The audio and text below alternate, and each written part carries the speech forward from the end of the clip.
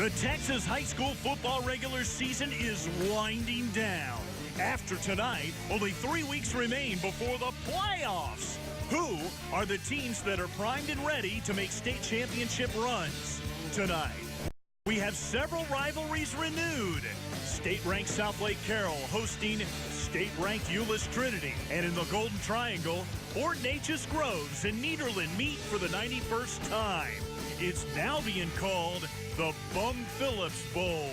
Plus, our high school express bus is on the road again, this time in East Texas. So sit back and relax and enjoy the ride on this edition of Fox Football Friday.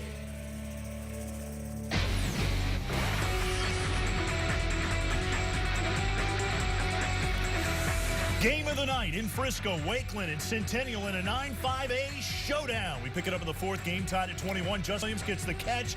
And look, he bounces off not one, two, but three, four defenders and takes it to the house. Wakeland up 28-21. With about 20 seconds left in the game. 35-28 Wakeland now. Titans looking to go into overtime. Court Walker finding Kenny Nelson in the end zone, and that touchdown catch would send it to overtime. Wolverines score first, up 42-35. Titans need to respond, and Walker will step up and hit a wide-open Riley Brazos for the score. So you're thinking we're going to double overtime, but wait a moment. The point extra, it's missed, it's blocked. Wolverines pull out the 42-41 win. They are the toast in Frisco. Welcome into the fastest hour in sports TV, Scoreboard Live, featuring the most influential broadcaster in the state of Texas, Craig Way. I'm his sidekick, Rick Renner. Great to see you. What a night. Colossal top 10 showdowns for district championships. We got the Battle of the Axe, Highway 6, the Ville, plus, for the very first time, 2 female football players suiting up for the same team in the same game, and they weren't kickers. Don't you gotta love that? I'll tell you another thing you have to love tonight. Looking across the state, I don't know if there was something in the water, something in the air, a lot of points. That was in the air tonight. Some of the biggest games across the state of Texas produced the biggest scoreboard totals. Wait till you see how some of these turned out. Craig, it really is hard to believe that Euless Trinity and Southlake Carroll have only met 3 times before tonight. Legendary matchups in the playoffs. Who could forget 2006? With 46,000 plus in Texas Stadium, Dragons won at 22-21 to keep a 43-game winning streak going. But times have changed. Carroll is actually putting up more rushing touchdowns than passing. But Trinity is all the same. Run and more run. Now they meet in a district play game, combined 13-0 coming in. This was a game of 2 great defenses. Trinity's really, really physical and tough. We all know that. Check out Jalen Bevel, who will sack Ryan Agnew. And the Trojans led 6-3 at the half in a defensive struggle. To the middle of the 4th frame. Still down 6-3. Southlake Carroll's coach, Hal Watson, passes up on the potential tying field goal, goes for it on 4th and goal, and little Jordan Humphrey is big. Carroll leads it 10-6. Now 27 seconds left. Trinity driving with no timeouts. It's 4th down. Time is ticking away. Tick, tick, tick, tick. Tyler Nady from 7 yards away. But he awaits the snap, and it never comes. They never get a play off. So Southlake wins a stunner with the ball on the 7-yard line. 10-6, the final. It is a return to glory for the Southlake Carroll Dragons. If you don't believe in them now, you're crazy. They play anybody, any style, and beat you. Little Jordan Humphrey ran for 106 yards, his 16th touchdown of the year. And with that, let's bring in the insightful and the family-oriented Corbett Smith of the Dallas Morning News. Corbett, let me throw this at you. Carroll beats 4th-ranked Trinity. The best team in Oklahoma, Tulsa Union. Todd Dodge's Austin Westlake. Midland lead by 50. Abilene by 35. Why aren't the Dragons the best-ranked team in the state? Well, both those teams you mentioned from West Texas aren't the caliber that their name implies. I think Euless Trinity was a little bit overranked, and I don't really know about football in Oklahoma. Don't get me wrong, I think Carroll is very good. I think they're one of the better teams in the state, and certainly where they end up in the playoffs, which is going to be Division II in Region 1, I think they're going to make a lot of hay there. But the big question is, who do they face there? Do they face a Cedar Hill team? Do they face potentially DeSoto? You know, those two teams, I think, match up very well against Southlake Carroll. Don't get me wrong. The Southlake Carroll team is a very good ball club. Little Jordan Humphrey has had a fantastic season. It's kind of a throwback performance by them in that they don't pass the ball. They only have 6 passing touchdowns all year. They're getting it done on the ground and with defense. But you're going to have to score points against teams like Cedar Hill. You're going to have to score 20 or more, maybe 30 or 40 or more. And right now, I just don't see it. Well, Corbett, to your point then, I guess it depends on who they face. If they have to face one of those two in by district, we know that DeSoto plays Cedar Hill next week. We know that one of those teams is definitely going to go Division II. What we don't know yet is perhaps if DeSoto would go D1, pending the outcome of some of the other ones, and that result tonight from Midlothian certainly speaks volumes over Duncanville, doesn't it? Yeah, and Midlothian over Duncanville really kind of throws a wrench into this whole thing. It looked for the longest time that Duncanville was going to continue to beat the teams it should, and that Duncanville and South Grand Prairie would make the playoffs and push DeSoto to Region 2 or Division 2 in Region 1, which would be a much more difficult path, you know, there for teams in Division 2 and Region 1 because DeSoto is such a good team. But what happens now is you might have to look at the last game of the season between Mansfield and Midlothian to decide how this is going to shake out. Duncanville had beaten Mansfield already, and that looked like their golden ticket to get in the playoffs. Now you have to wait to the last week of the season to see where what I think is the best team in the state goes. And that's what makes the Texas high school playoffs so interesting, is not only do you have great teams, but this split division, split conference setup makes it really fungible there in the last couple of weeks of where teams go.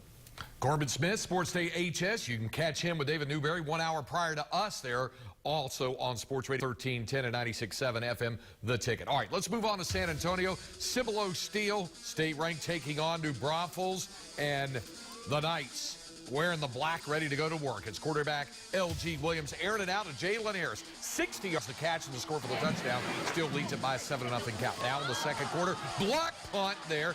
Gets hands on it. Anthony Johnson recovers for the score. It's 28-0 Steel. Same quarter, same score. And it's Jalen Harris one more time. 7 yards in for the score. Easy win for Steel. 45-10 over the Broncos. Craig, let's check the 6A top 10. Allen will remain number 1. They didn't play this week. DeSoto rolls to 7-0. Larry Nix ran for 220 and 4 touchdowns. Not shown, unranked Hewitt Midway beats Coppers Cove 66-54 tonight in a game involving 120 points. A crazy night in Class 6A.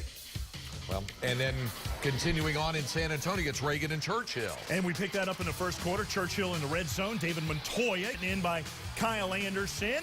And then Churchill emptying the playbook here. It's a run. No, it's a pass. DeAndre Reed. What a fake here to Brad Goforth. And that's a good way to go forth it, right? Reagan driving. Kellen Mond to big 6'5" Luke Mitchum for the touchdown. That makes it 7-0. Reagan rolls 27-10. On to the greater Houston area, 17-6-8, 5-0 Langham Creek against the rival Thornwood Cywoods. This one is good as advertised. Tied at 14. Here comes Cywoods. Big pass play. Nick Hooper to the streaking Trey Hart. 65 yards and a touchdown. Teams were tied at the half at 24. Second half now, the Lobos begin to pull away. It's Paul Watson firing deep over the middle. Paul Watson into Courtney Davis right there. Beats the Wildcats secondary, 75 yards to score. Langham Creek now 6-0 as they win it over Cywoods 55-31. That's Langham style to the Panhandle, and check on our friends at Friendship against Amarillo Tascosa, who's really good. They're unbeaten coming in. Marcus Johnson & Johnson taking a handoff. He'll get to the outside.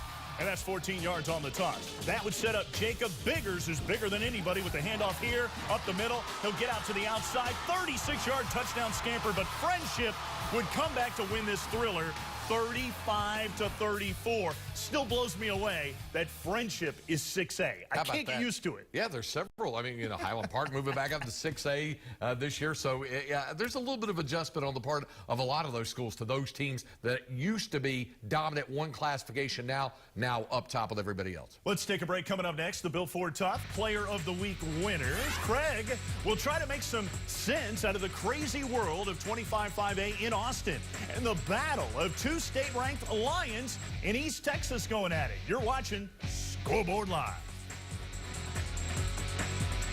High School Scoreboard Live is brought to you by your Texas Ford dealers. Visit your local Texas Ford dealer now for great deals during the Built Ford Tough Sales event. By DQ, the stop sign of Texas. For the best treats, eats, and drinks in Texas. Stop at DQ. And by State Farm. Visit texas.statefarm.com to get to a better state. You're looking at Channel View's Jalen Hurts, who hit him when it hurts last week against perennial power Galena Park North Shore. The Hail Mary was answered, giving Channel View the view of a 49-48 win. That earned Hurts the Built Ford Tough Player of the Week trophy as Channel View enjoys their first view of a winning season in 20 years. Other winners, Johnny Football's successor at Tivy might be even better and smarter. Cade Dial has a 4.0 GPA. McLean Carter has Gilmer averaging 57 points a game and is a straight A student. At Tidehaven, Eric Villarreal takes the prize in 3A. He's also an all-state catcher. Nathan Childers runs the classic wing T at Crosbyton and works at the local Dairy Queen. How about that? And the Ivy schools are very interested in Matthew Merrick of Irving Cistercian Prep. Pretty good stuff there. Well, it wouldn't be a stretch to call District 25 5A from top to bottom the most competitive district in any classification in the state. It's certainly one of the most fascinating, where no less than 6 of the District 8 schools have either been ranked or have received votes for the AP statewide poll at some point this season. You look at those district standings. Now, that was going into tonight's action with Vista Ridge on top. Now, ultimately, what all this meant was action like Vandergrift losing by a point to Eastview. Cedar Park knocking off then third-ranked Georgetown, but losing to Dripping Springs. Vista Ridge winning a shootout with Eastview and going overtime to edge Vandergrift last week. This week's docket no less loaded, with unbeaten Vista Ridge hosting upset-minded Dripping Springs, which had beaten Cedar Park earlier. A desperate Cedar Park facing Vandergrift now, with the loser going to the verge of elimination from the postseason picture.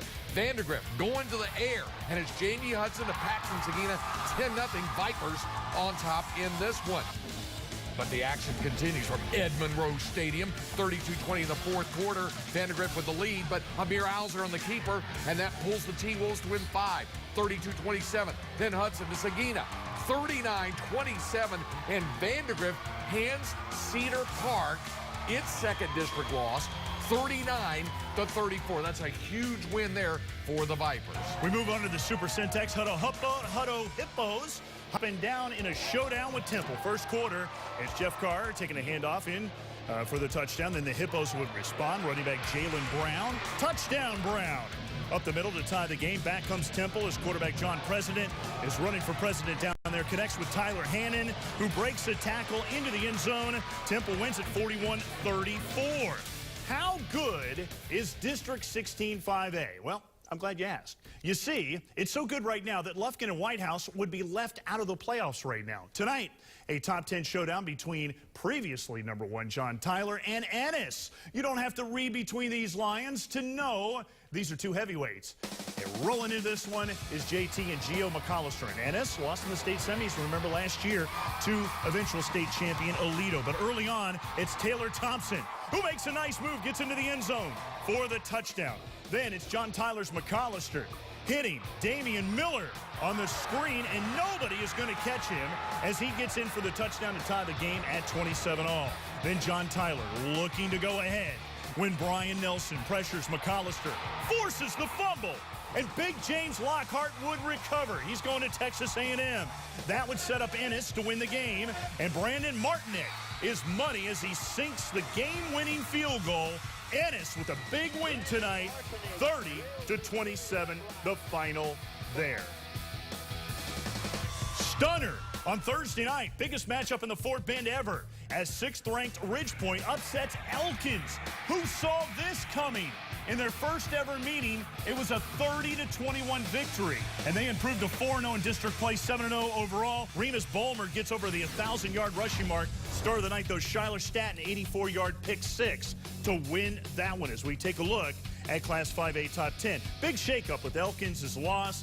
Temple and Mansfield Timberview with the will probably rise, and so will Ennis as they beat John Tyler on the field goal. JT might be the best 4A team in the state with 2 losses right now. It could be, and I do think Ridge Point obviously goes up. They draw a lot of attention by what they did. Keep an eye on that team from down along the bay. Flower Bluff of Corpus Christi. Nice win for them. George Ranch bouncing back with a win as well. But again, we talked about Ennis and we talked about John Tyler. Here's the other thing. They would go different routes in the playoffs. JT, the number 2 enrollment in the district, so they would definitely be Division I, as would Lufkin in the Division I bracket. If Lufkin gets in, you talked about how if it were to end today, they wouldn't get in, but there's still a lot of work left for them. And then in addition to that, White House would go the Division II route as well as Ennis. If those turned out to be the 4 playoff teams, but you still have Nacogdoches in there, there's a lot still to be settled in 16-5A. White House on the outside looking at it, too. It's incredible to think about this with these powers dealing with trying to get into the playoffs. Let's take a break. Coming up next, we got the Bum Bowl. Exciting game in the Golden Triangle as Nederland and Port Neches Groves play for a trophy in Bum Phillips's name and hat. It's Mid-County Madness, and we got that after this timeout. We roll on in Texoma. The Graham Steers might be one of the most dangerous teams in 4A. Taking on Burke Burnett tonight. Pick it up in the first quarter. Landry Turner turning heads on this run. And he will get inside the Burke 20. Pounding his way down there through defense. Then in the second quarter, same drive, Turner will get to the outside and get in for the touchdown. That made it 21-0 Graham. Casey Cannon, shot out of a cannon here. Look how fast this kid is. And he'll get the big first down and much, much more. And that'll set the table up for himself. 1-yard plunge, 28-0 Graham, and Graham goes on to win it 65-20. Well, I got to tell you, I'm a big believer in the LaGrange Leopards. Lost to eventual state champion Carthage last year in the state semifinals. 7-0 start this year, outscoring people 254-81. And everyone on their non-district opponent's schedule were in the playoffs last year. Tonight could be for all the marbles in 11-4A. Now, Giddings may have something to say about it, but let's go to Caldwell and check out this battle for LaGrange. The Leopards built up a 28-0 lead, scoring on their first 4 possessions. Aaron Janda with a 31-yard scoring pass to Rylan Ridgen. It was kind of ridgy on the outside, but he will get in there for the score. Caldwell comes alive in the second, a halfback toss. Keyshawn Chambers to Jacob Cover, and it's a 10-yard sixer, making it 28-14. Suddenly we got a game. Less than 2 minutes to go in the first half. Lewis Cooper airing it out to Allen Keelers, and that's a 49-yard touchdown hookup. That made it 28-21. But in the end, just way too much LaGrange. They're good. They win it 56-34.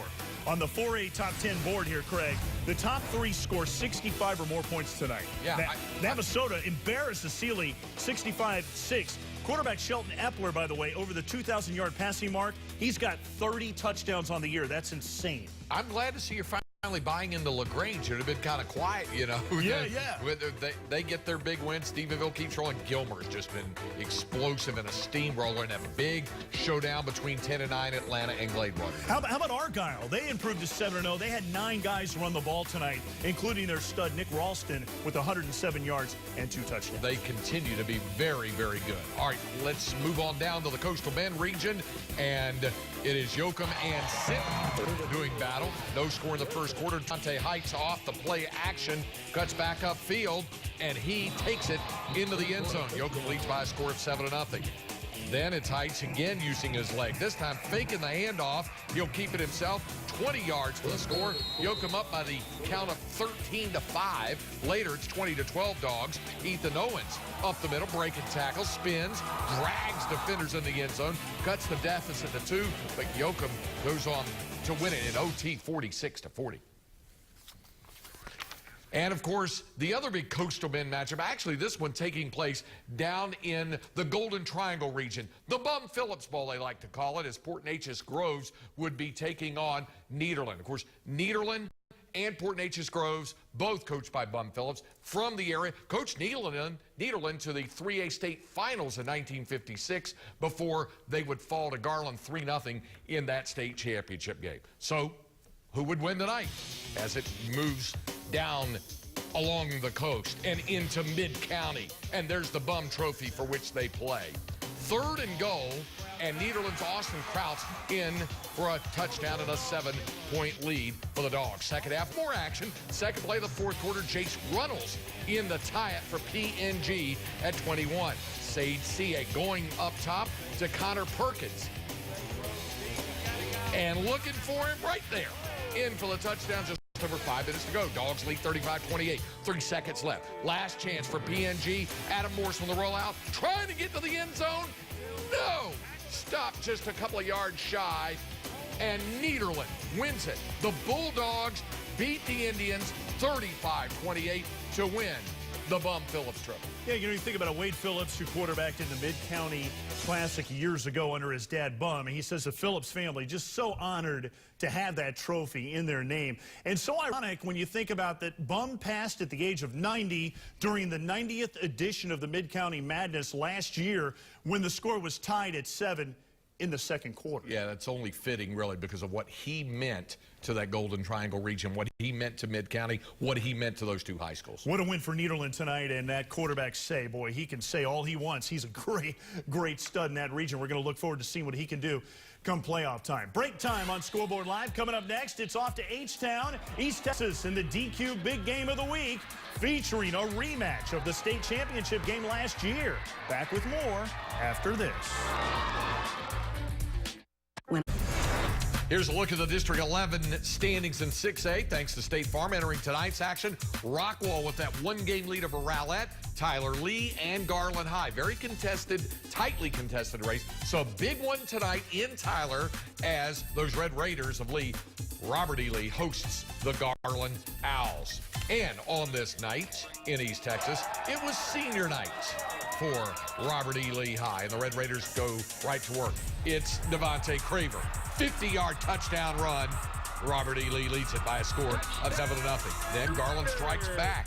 Markeith Miller, for the next offensive play, takes it for the Owls around the corner, and a big run here.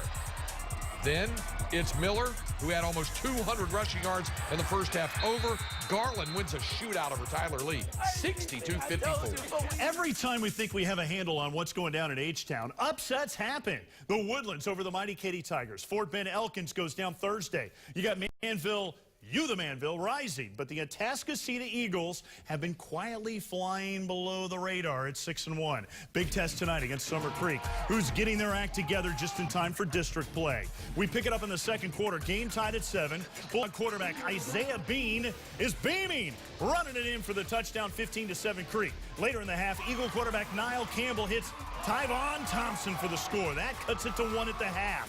Fourth quarter now, Atascocita at the 14. Campbell with the quarterback draw, and he will take it in for the score. It's 20-15 Eagles. Then less than 3 minutes, and fourth down for the Creek. Atascocita's Jackson Reed says, read this, 27-15, the final, they win. Keeping it in the greater Houston area, College Park and Oak Ridge, and College Park gives Oak Ridge all it can handle. Tied at 13, and there's Kwame Etwe scoring with 52 seconds to go. Last chance for College Park. That final pass falls in the arm of an Oak Ridge defender. Oak Ridge survives 20-13. Big one in 24-6A. Friendswood and Clear Creek, both 3-0 coming in. And we take you to the second quarter. Friendswood with the ball, and Brandon Sargent intercepted by Colby Burton. Now in the third, Jaden Woodson powers up the middle. Actually, that would be the touchdown. Chase Hildreth hooking up for Clear Creek. And then Jaden Woodson would power up the middle, and Clear Creek wins it 48-21 over Friendswood. West Side taking on Bel Air. There you see the Wolves, and meanwhile for the Cardinals, it's Trayvon Smith, the Courtney Lark. Jumps into the air and get it, 10-yard touchdown. Catch 21-7 Bel Air. Wolves come back. Lauren Easley, 5-yard touchdown run. Pulled it within 7, 21-14. Then just before the half, Xavier Campbell takes it over from 2 yards out. His second of the night, 28-14 Bel Air at the half. Then it's Xavier Campbell one more time from 2 yards out. His third of the game, 35-14 Cardinals at that point, and Bel Air rolls from there. 56-28 over Westside. Choke the remote coming up next. Brazos Valley, El Paso, and points beyond. Plus, Carthage and Kilgore in the DQ Big Game of the Week after this.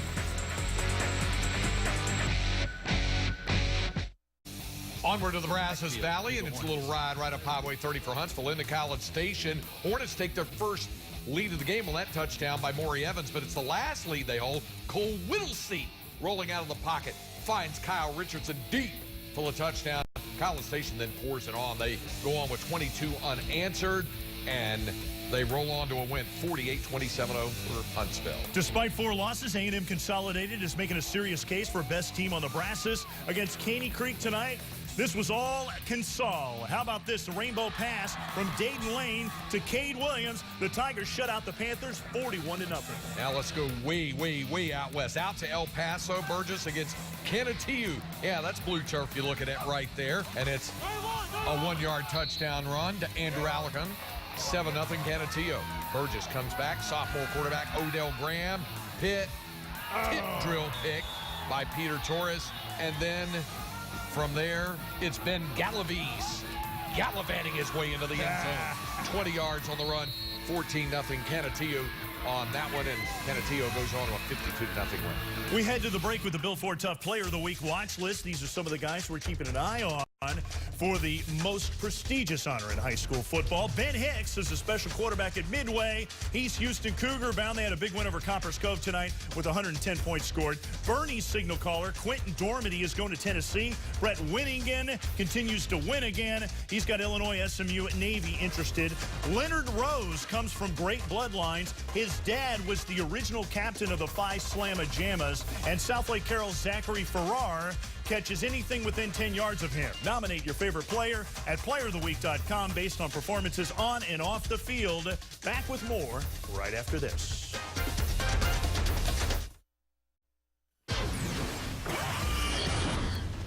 It's not everything, but effort to win is. Give effort every day, baby, and you'll get better to be a success. You understand? Yes, sir. 8 years, nobody's done that. It's been 62 straight games. Nobody's done that. But we...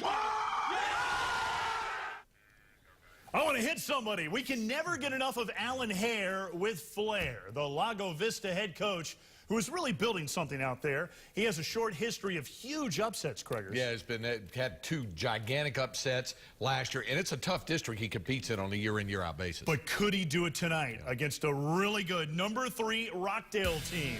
And through the magic of TV, we go there. Pick it up with Rockdale leading it 7-0. Tromaine Miles dropping back, going deep. Pierce Loft with the touchdown, his second of the night. They're up 23-7. Love them in the all-gold helmets, uniform, and everything. And then Tiger Jacob Moreland is there with the sack of quarterback Austin Polk. The Rockdale defense, excuse me, it choked me up. They were stout all night. Tyler Prazik getting the sack of Polk. And then the Tigers on offense now. Miles with the pass into double coverage, and Christian Lara makes the catch anyway, and he'll get in for the score. Look at a big fella go. They're awfully good, folks. 33-21. The number 3 team in the state rolls. Taking a look at that top 10 in 3A. You talk about teams that are on a roll. Cisco, a defending state champion with a shutout. Oh, Franklin does the same thing. Corrigan Camden on the road, a 52-0 shutout winner. Blanco at number 10 over Nixon Smiley, 56. Blanco blanking Nixon Smiley in that one. The only big surprise, Buna winning the shootout over Kirbyville. They expected this to be a really good one, and it was. How about Teague and Malakoff playing next week? Are you kidding me? That's going to be a great showdown between 2 7-0 teams. All right, down to South Central Texas, and it is Karnes City and Natalia. Natalia's Mustangs can't hit Karnes City or Paul Kitty. Kitty, the handoff into the end zone for the first score of the game. Then, later in the first, it's Kitty back to return the punt, starting at the 10, gets to the sidelines, cut back inside, and there he goes. Natalia saying, Badgers, we don't need no sneaking Badgers, but it's Karnes City's Badgers winning at 42-7. Back to Texoma, unbeaten Eastland at Holiday. Here's Christian Martinez taking the screen, and he will make a few defenders miss on the way to the end zone. It's a touchdown for Eastland. You hear that noise? That's how you know. And then, more Eastland later. It's Caleb Hone fooling everybody, even the cameraman. And Eastland goes on a roll. A lot of noises out there. They win it 42-0. Eastland deserves to be state-ranked, Craigers. You got the pool. Make it happen. I'm one of 25 that vote on that poll. Get on the phone, call those people. Let's take a break. Coming up. Up next, the Fox Sports Southwest High School Express rolls into East Texas for a super showdown between two state powers that played each other in the state title game last time around. Don't go anywhere. It's next.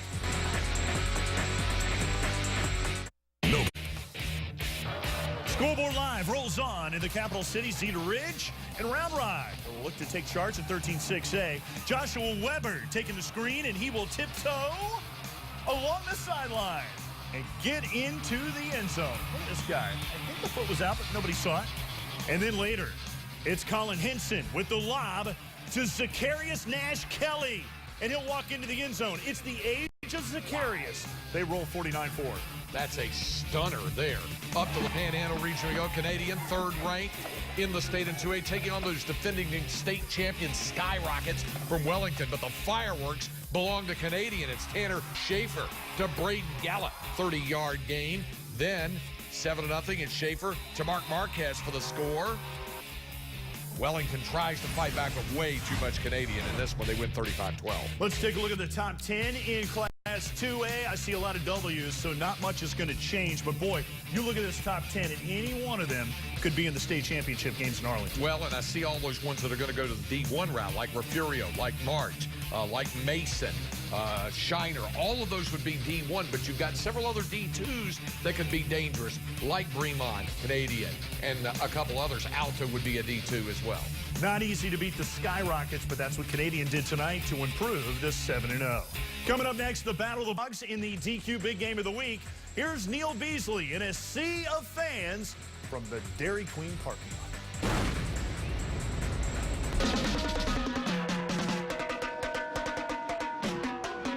Man, we are in Carthage, Texas, and boy, they know all about winning in Carthage, Texas. In fact, they won state championships in 2008! Not to mention yes, they are.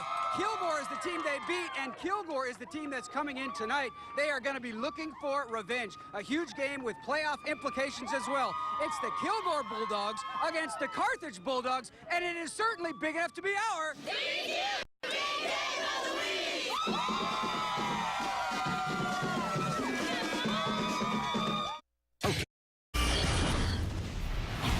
Welcome back. Well, it's a rivalry between schools, cities, and Bulldogs. They played each other in last year's state championship game as East Texas filled up AT&T Stadium to the brim at Jerry World. Carthage won its fourth title in 6 years. Kilgore, well, they won the state championship bling in a perfect season back in 2004.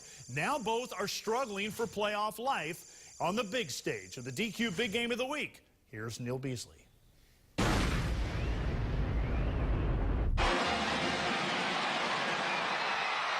The last time we saw the Carthage Bulldogs, 1, 2, 3, they were celebrating their fourth state championship in 6 years. But now, it's kind of quiet around here. Most of those guys who helped win that state title are gone. But there's hope.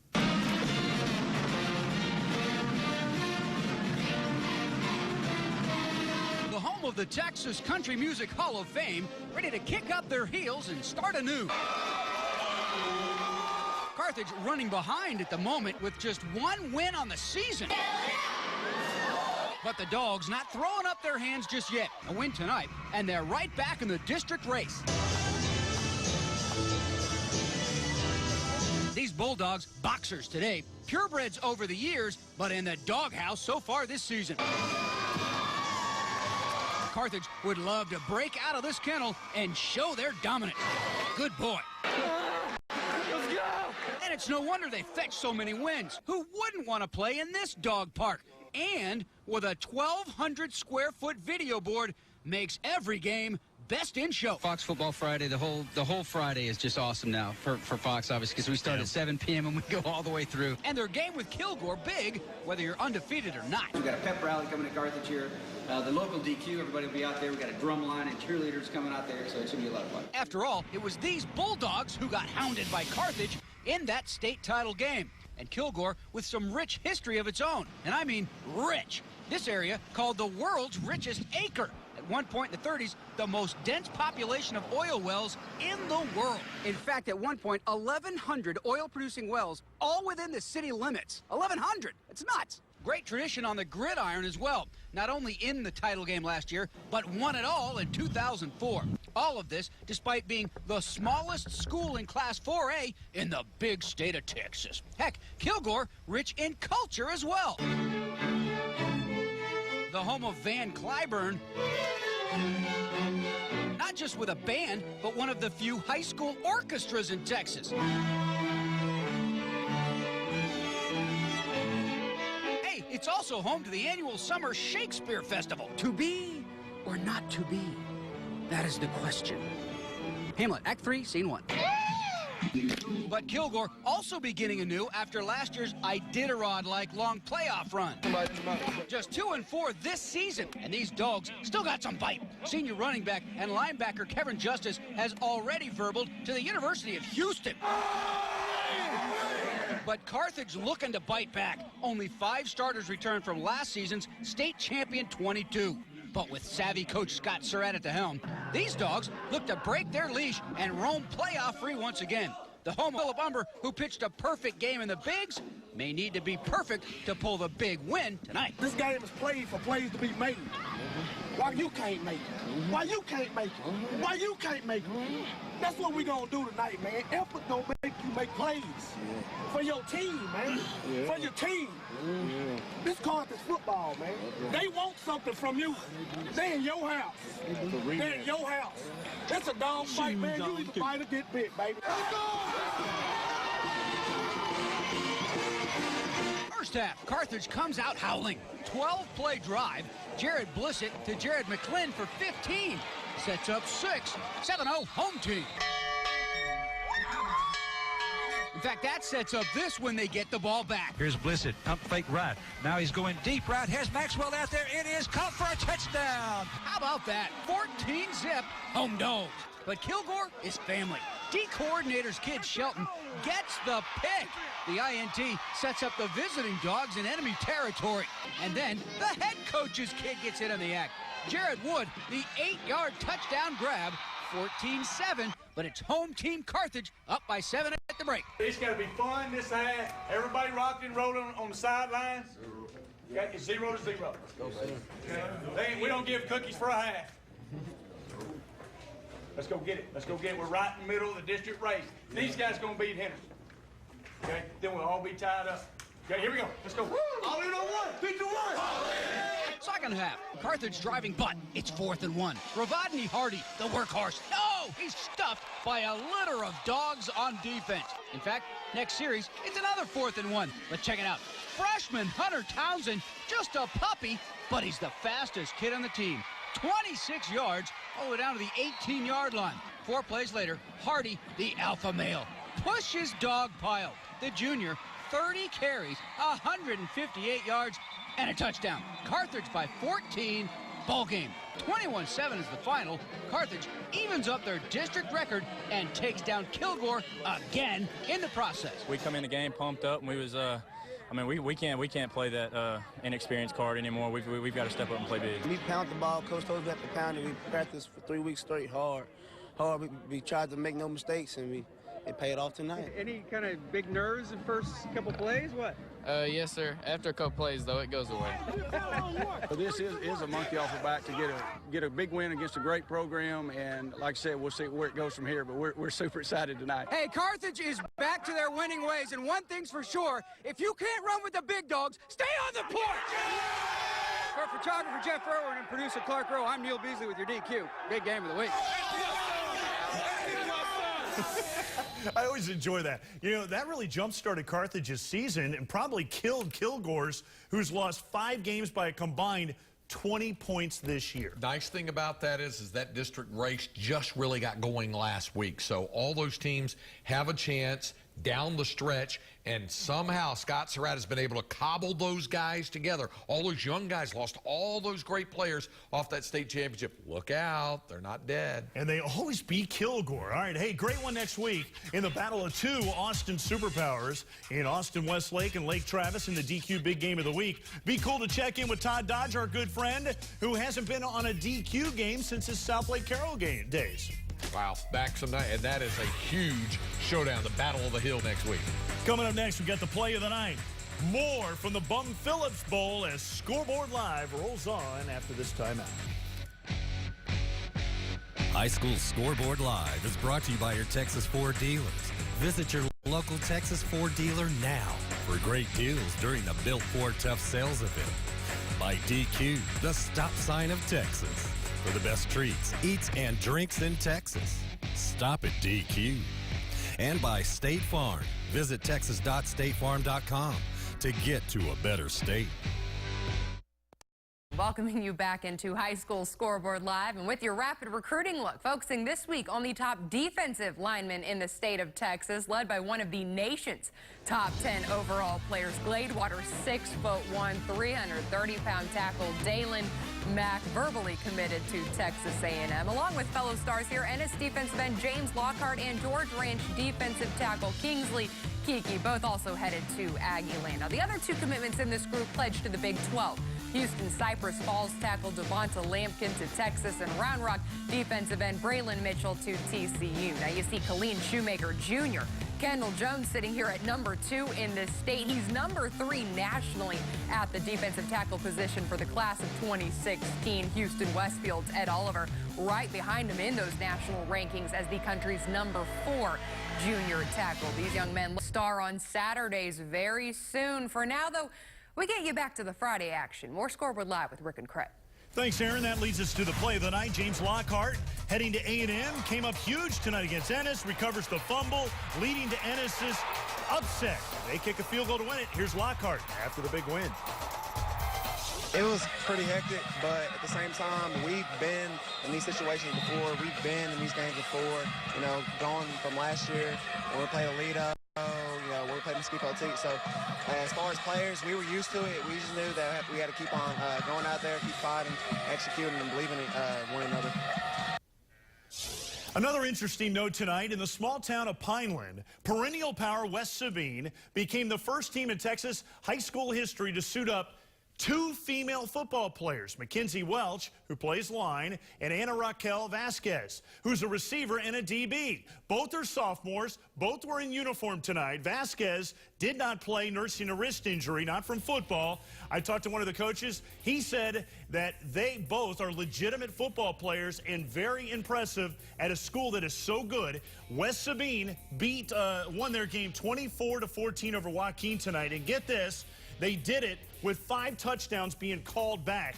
What a story with those 2 girls playing on the football field. You might say necessity being the sisters of invention in this case, because those are 2 young ladies in lower classifications. Hey, you know, sometimes the numbers aren't exactly what they are, but West Sabine, one of those powers, like you said, out of the deep, deep piney woods of East Texas. Earlier, we showed you the big madness in Mid-County with the win for Nederland, knocking off Port Neches Groves. It was the Bum Phillips Bowl, and there's a trophy involved with that, and who better than Bum's own son, Wade Phillips, to present that trophy to the winners from Nederland.